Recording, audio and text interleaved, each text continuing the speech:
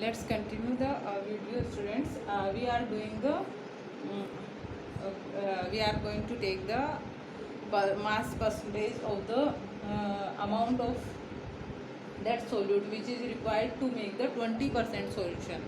20% solution बनाने के लिए हमें जो मास ऑफ सोल्यूट चाहिए वो कितना चाहिए, जो sodium sulphate, mass of sodium sulphate required to make 20% solution, यानी कि 20% सोल्यूशन बनाने के लिए जो अमाउंट है वो हमें पता नहीं है, कितनी मान ली अपन ने यहाँ पे x मान ली, ठीक है।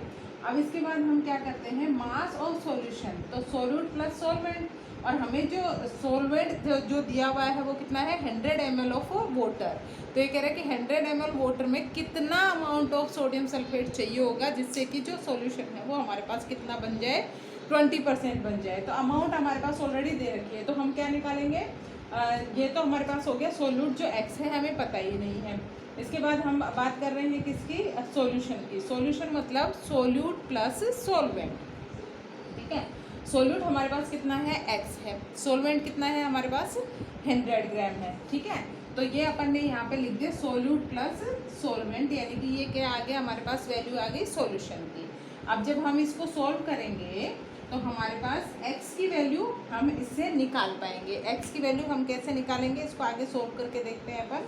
तो जैसे ही हमने इसको आगे सोल्व किया, लेट्स सी, ये आपको पता ही है कि कैसे सोल्व करते हैं अपन। इसको सोल्व करने के लिए हम क्या करेंगे, इसको कर दें कि 20 इक्वल टू ये हो जाएगा 100x, क्योंकि ये 100 से मल्टीप्लाइड है, और ये हमारा x प्लस 100 हो गया, ठीक है। अगर हम इसको क्रॉस मल्टीप्लाई करने की करेंगे तो हमारे पास जो वैल्यू आ जाएगी वो आ जाएगी हमारे पास 20x, ये इससे किया 20x प्लस 20 को 100 से किया तो ये हो जाएगा 2000 इज इक्वल टू 100x, ठीक है।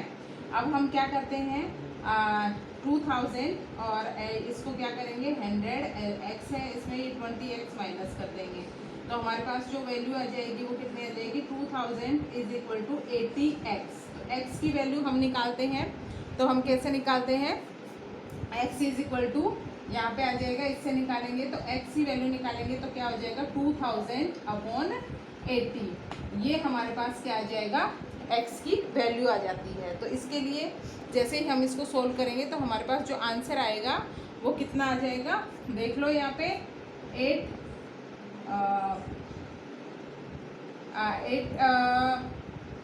1 जा 8, 8 3 जा 8 2 जा 16, ओके, 4 और 0 मीन्स 40, 8 5 जा 40 means x is equal to 25, यानी कि 25 ग्राम। x की वैल्यू कितनी चाहिएगी, 25 ग्राम वैल्यू चाहिए होगी x की, यानी कि सोडियम सल्फेट है वो कितना चाहिए हमें, 25 ग्राम चाहिए। 25 ग्राम से हम क्या निकाल सकते हैं, we can get the 20% solution, got it.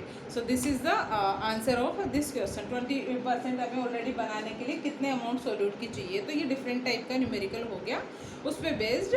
I hope you all understand this type of questions also. If you have not given the solute, you have given just the solvent and you have given the mass percentage or na concentration of the solution, then you can get the that type of उसको x मान लेंगे and you can get the answer in this way, ठीक है।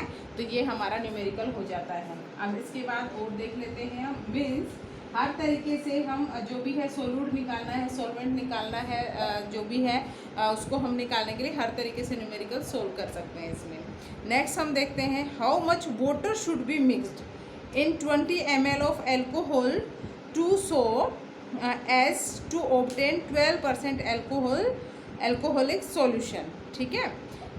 Alcohol solution बनाने के लिए ये कह रहा है कि 12%, सेम इसी टाइप का है, 12% अल्कोहल सॉल्यूशन बनाने के लिए ये कह रहा है कितने अमाउंट है ना, how much water should be mixed in 20 ml, तो सॉरी 12 ml एल्कोहल में, इसमें एल्कोहल में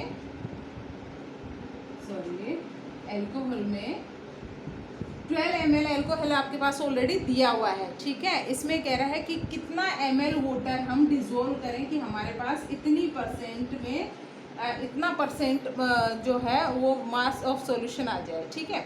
तो इसमें 12 ml तो हमें क्या दे दिया, एल्कोहल, यानी कि वो क्या कह रहा है, सॉल्यूट तो आपके पास इतना है ना। सोलवेंट कह रहा है कि कितना लें, मीन्स सोलवेंट निकालना है, ठीक है।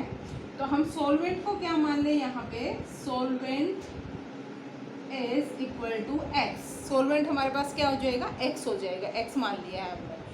अब क्या करते हैं हम, we have given the mass percentage of the solution, हमें सॉल्यूशन की मास परसेंटेज है वो ऑलरेडी दे रखी है, ठीक है। और हमें क्या पता है कि मास परसेंटेज निकालते हैं तो उसके लिए फॉर्मूला क्या होता है, mass percentage is equal to mass of solute, mass of solute, ये सॉल्वेंट में हटा देती हूँ यहाँ पे, इसको यहाँ लिख लो, mass of solute divided by mass of solution, mass of solution multiplied by 100. So this will be the process by which we can get. तो mass percentage दे रखी है हमारे पास, कितनी दे रखी है, 12। मैं इसको ऊपर लिख देती हूँ, mass percentage you have given, that is कितना दे रखा है इसमें, 12% ही दे रखा है। तो हम ये मास परसेंटेज यहाँ पे लिख लेते हैं, इज इक्वल टू, ये हमारे पास कितना, मास ऑफ सोल्यूट, ये भी 12 ml दिया हुआ है, एंड मास ऑफ सॉल्यूशन, तो सोलवेंट हमें पता नहीं है, वो तो हमारा x, और सोल्यूट कितना है 12, सोल्यूट प्लस सोलवेंट क्या बन जाएगा, सॉल्यूशन बन जाएगा, multiplied by 100। Got it, understood. So हमारे पास क्या निकल जाएगा, सो इसका मतलब ये है कि सॉल्वेंट का कितना अमाउंट चाहिए होगा, ये हमें इस न्यूमेरिकल में निकालना है। तो ये डिफरेंट टाइप का हो गया उससे।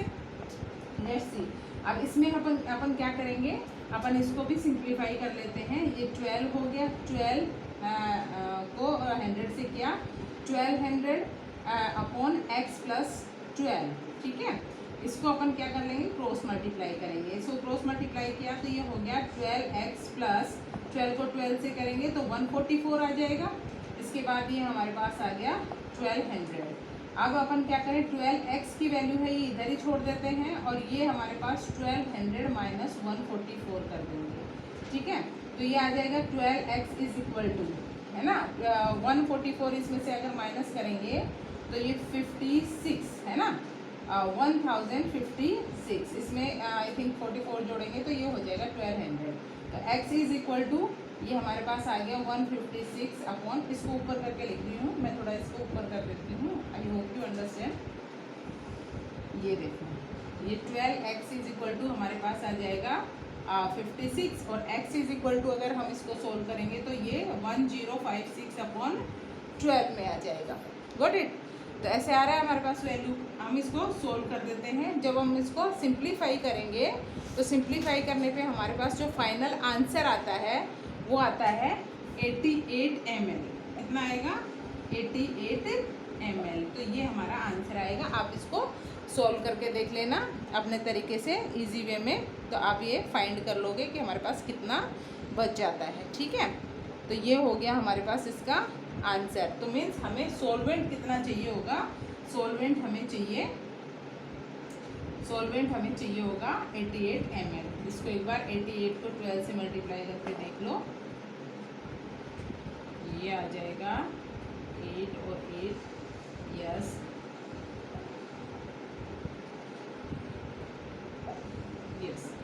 Right answer. तो ये हमारे पास एग्जैक्ट आंसर आ जाएगा जिससे हम इसको निकाल सकते हैं। Understood. So this is the next numerical which is based on the this type of problem. तो हमें ultimately we can say that we can get the we can find out the amount of और mass percentage of solution, and we can by the given numerical we can get the value. हम निकाल सकते हैं solute कितना है, if you have given solvent and solution दिया हुआ है ना, तो भी हम निकाल सकते हैं। अगर हमें सोल्यूट और सॉल्वेंट दिया तो सॉल्यूशन कितना है ये निकाल सकते हैं। मास परसेंटेज निकालने के लिए हमारे पास अगर हमें सॉल्यूशन और सोल्यूट पता है तो भी हम निकाल सकते हैं, सॉल्वेंट की ज़रूरत नहीं है। अगर हमें ये पूछा कि सॉल्वेंट कितना होगा, मास परसेंटेज दे दी और सॉल्वेंट पूछा है, तो वो भी मतलब हर तरीके से हर एक इसके पॉइंट्स को या अपन हर एक इसकी वैल्यू को निकाल सकते हैं इन न्यूमेरिकल के थ्रू। और simply you have to just follow the formula that the mass percentage will be get by the ratio of the mass of solute which is divided by the mass of solution multiplied by the 100।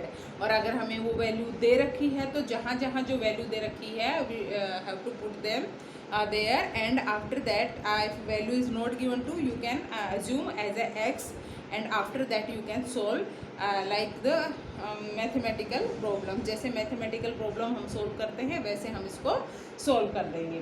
तो इस तरह से हम mass percentage easily निकाल सकते हैं।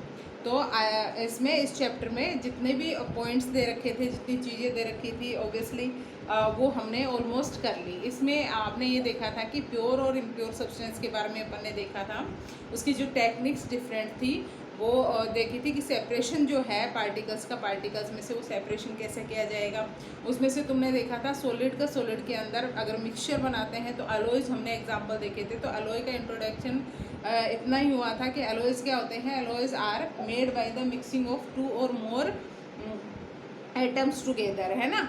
2 या 2 से ज़्यादा एटम्स को क्या करते हैं, एक दूसरे के अंदर अच्छे से मिक्स कर देते हैं एक फिक्स रेशियो के अंदर, तो वो क्या बन जाता है, अलॉय बन जाता है, which have the different property than its constituent, जिससे उसकी जो प्रॉपर्टी होगी, ओबियसली कंपाउंड में अपन ने यही देखा था कि कंपाउंड की जो प्रॉपर्टी होती है वो जिस कॉन्स्टिट्यूएंट से, जिन सब्सटेंस से, जिन पार्टिकल से मिलके बना हुआ होता है उनसे उसकी प्रॉपर्टी बिल्कुल डिफरेंट बनेगी, क्योंकि वो केमिकली बॉन्डेड होते हैं, केमिकली बाइंड होते हैं एक दूसरे के साथ, तो उनकी केमिकल प्रॉपर्टी भी क्या हो जाती है, बिल्कुल डिफरेंट हो जाती है। तो ये सारी चीज़ें हमने क्या देख ली थी, इसके रिवीजन वर्क में देख ली थी। तो इसमें almost numericals and all the theoretical portion we have completed here. और इसमें फ्रैक्शनल डिस्टिलेशन और डिस्टिलेशन मेथड देखा था। तो डिस्टिलेशन वही होता है कि डिफरेंट टाइप के जो, जैसे पेट्रोलियम प्रोडक्ट में डिस्टिलेशन प्रोसेस यूज़ में लेते हैं, उसमें क्या होगा कि जैसे पेट्रोलियम प्रोडक्ट्स हैं, जैसे नीचे से खोद के माइंस में से क्या निकाले, पेट्रोलियम प्रोडक्ट्स निकाले जाते हैं, तो वो जो आते हैं वो प्योर फॉर्म में नहीं रहते, उसके साथ बहुत सारे सब्सटेंस रहते हैं। तो सबसे पहले उसका क्या किया जाता है, उसका डिस्टिलेशन करते हैं। इसके लिए उनको क्या करते हैं, उनको उनके बॉइलिंग पॉइंट तक ले जाके उनको गर्म किया जाता है, और जिनका बॉइलिंग पॉइंट सबसे कम होता है वो सबसे पहले बॉयल होना स्टार्ट हो जाएगा। जब वो बॉयल होना स्टार्ट हो जाता है उसको एक कंटेनर में कलेक्ट करने के लिए लगा देते हैं, कंडेंसर लगा देते हैं। जैसे ही वो वेपोरेट होगा, कंडेंसर उसको क्या करता जाएगा, उसको ठंडा करता जाएगा, and after cooling it will convert into the liquid form and it will be separate out, क्योंकि वो सबसे पहले बॉयल हो गया है। और तो वो जो बाकी वाले हैं वो तो बॉयल होना स्टार्ट ही नहीं हुए, तो बॉयल जो हो रहा है वो एक अपने आप में पर्टिकुलर है। तो लो बॉइलिंग पॉइंट पे जो बॉयल होना स्टार्ट हो गया, we can separate it out, and after that take the another one which start to boil, जो दूसरा होगा उसको कर लेंगे। इस तरह से अलग अलग बॉइलिंग पॉइंट में, यानी कि जो लिक्विड्स हैं या लिक्विड फॉर्म में जो भी हमारे पास मटेरियल है, जो हमने नीचे से निकाला है, जो ऑयल वगैरह पेट्रोलियम प्रोडक्ट है, उनमें जो भी सब्सटेंस है, उनका जो मटेरियल लिक्विड्स हैं, उनके सबके बॉइलिंग पॉइंट में क्या होना चाहिए, डिफरेंस होना चाहिए, तभी हम उनको क्या कर सकते हैं, उनको बाहर निकाल सकते हैं। एक है फ्रैक्शनल डिस्टिलेशन। फ्रैक्शनल डिस्टिलेशन में वो, फ्रैक्शन का मतलब होता है छोटे छोटे टुकड़ों में, यानी कि पार्ट्स में करके उसको अलग करना, सेपरेट करना, जितने भी टाइप के उसके अंदर सब्सटेंस हैं। तो एयर का जो होता है उसमें एयर पार्टिकल्स उनको सेपरेट, डिफरेंट टाइप की एयर को सेपरेट करने के लिए फ्रैक्शनल डिस्टिलेशन मेथड यूज़ में लेते हैं, क्योंकि ये जो मेथड है ये उनके लिए होता है जिनका बॉइलिंग पॉइंट कितना होता है, 25 केल्विन से कम होता है ना, लेस देन 25 केल्विन। मीन्स अगर उसको सेल्सियस में तुम कहना चाहोगे 25 केल्विन को अपन सेल्सियस में बोलेंगे तो कितना हो जाएगा, 273 इसमें ऐड कर दोगे, यानी कि 298 डिग्री सेल्सियस वाले जो हैं उनसे जो कम बॉइलिंग पॉइंट जिनका भी होगा, उनको इस मेथड से अपन क्या कर सकते हैं, वही मेथड है, वही गैसेस को क्या करेंगे, उनको उनका प्रेशर बढ़ाएंगे, टेम्परेचर लो करेंगे, फिर उसको उस स्टेट में लेके आएंगे कि वो लिक्विड हो जाए और फिर उसके बाद उसको बॉईल करेंगे, फिर वो वेपोरेट होगा। वेपोरेट होने पे अलग अलग फ्रैक्शंस बना के रखेंगे, तो उस फ्रैक्शन में जाके कंडेंसर लगा देंगे, कंडेंसर में वो वापस लिक्विफाई हो जाएगा और उसकी लिक्विड ड्रॉप्स है वो सेपरेटली कलेक्ट कर ली जाएंगी, ठीक है। और जैसे ही उसके ऊपर प्रेशर कम किया जाएगा और उसके ऊपर टेम्परेचर है वो उसका बढ़ा दिया जाएगा, वैसे ही वो वापस गैसेस फॉर्म में आ जाएंगी। तो वो डिफरेंट गैसेस हम क्या कर सकते हैं, कलेक्ट कर सकते हैं। तो ये फ्रैक्शनल डिस्टिलेशन और डिस्टिलेशन में जो डिफरेंस है ये मैंने एक बार आपको बता दिया है। हमने ऑलमोस्ट इस चैप्टर के हर एक पॉइंट को टच किया है, हर एक चीज़ है। फिर भी इसमें अगर आपको कोई प्रॉब्लम रहती है, we will discuss in our doubt class. इसमें देखेंगे हम डाउट क्लास, अगर अपना कनेक्ट हो पाते हैं अपन तो उसमें हम कोशिश करेंगे। तो न्यूमेरिकल हमारे ये सारे थे, इस पे बेस्ड सारे न्यूमेरिकल बुक के अंदर इंडेक्स क्वेश्चन और जितने भी वो होंगे, you can solve this by taking the help of these type of numericals and these chemical this formula which are applied to get the mass percentage of the substituents which are merge into the solution। जो solution के अंदर हैं तो उनको हम इस तरह से क्या कर सकते हैं, निकाल सकते हैं। so we have completed our second unit, okay। Next video we are going to start the, हम आगे जो भी पढ़ेंगे तो थर्ड यूनिट के बारे में उसमें थोड़ा हम डिटेल स्टडी करेंगे। अभी जो टॉपिक्स हमारे एनसीईआरटी में थे, we have touch all the topics of NCERT. After that we are going to study about the in detail form, okay.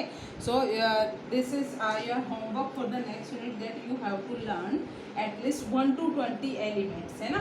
1 to 20 elements जो हैं उनको तुम क्या कर लेना, लर्न कर लेना according to in a sequence, means according to their atomic number. जो फर्स्ट नंबर पे हमारा आता है, हम बार बार कह चुके हैं, जो फर्स्ट नंबर पे होगा ये है हाइड्रोजन होगा, वो इसी सीक्वेंस में सबको लर्न होना चाहिए। सेकंड नंबर पे हमारा आता है हीलियम। अगर ये याद हो जाते हैं, हीलियम अगर ये लर्न हो जाते हैं तो ये हमारे लिए बहुत बेनिफिशियल रहेगा। हम बहुत सारी चीज़ें इनसे ही पढ़ सकते हैं। केमिस्ट्री बेस्ड सारी एलिमेंट्स पे है, ठीक है, एटम्स पे है हीलियम। फिर उसके बाद आता है हमारा लिथियम, उसके बाद आता है हमारा बेरिलियम, Be, बेरिलियम। उसके बाद आता है हमारा 5 नंबर पे B, दैट इज बोरोन, और उसके बाद आता है हमारा 6 नंबर पे कार्बन, 7 नंबर पे आता है हमारे पास नाइट्रोजन, 8 नंबर पे आता है हमारा ऑक्सीजन, 9 नंबर पे आता है हमारा फ्लोरीन,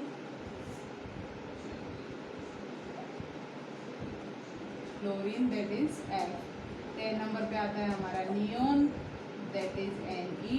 11 नंबर पे आता है हमारा sodium, that is Na। 12 number पे आता है हमारे पास मैग्नीशियम, दैट इज Mg।